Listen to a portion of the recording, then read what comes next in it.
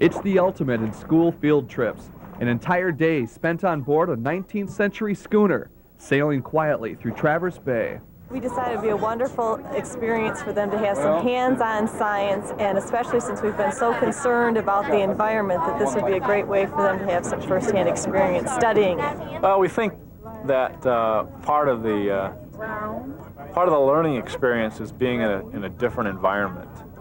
You know, we could bring some of this material into the classroom and show them the same things in the classroom, but we think that really what makes it stick is to have it be a real special day. And to do this on a sailing vessel like this makes the experience totally different than anything else these kids have ever done. They probably will for a long time. 20 Celsius, okay.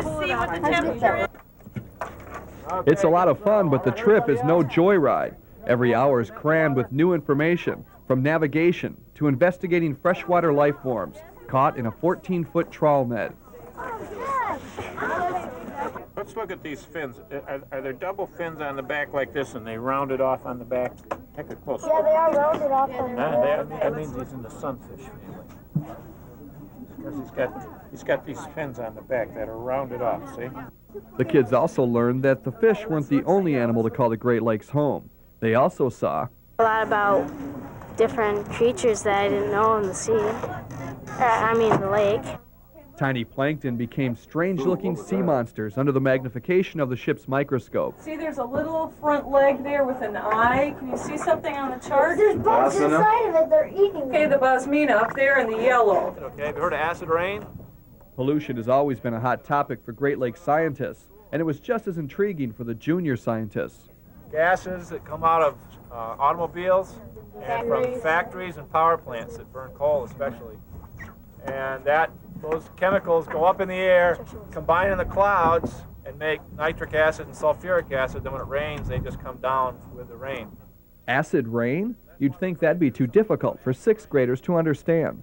Well, you're right, they are adult topics, and in fact, we have adult groups come out with us sometime. We do the exact same program with the adults.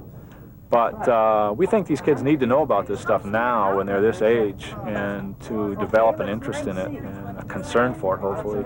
So as they go on through their schooling, they can build on this knowledge, and as they become adults, then they'll be educated voters and decision makers when it comes to protecting the environment.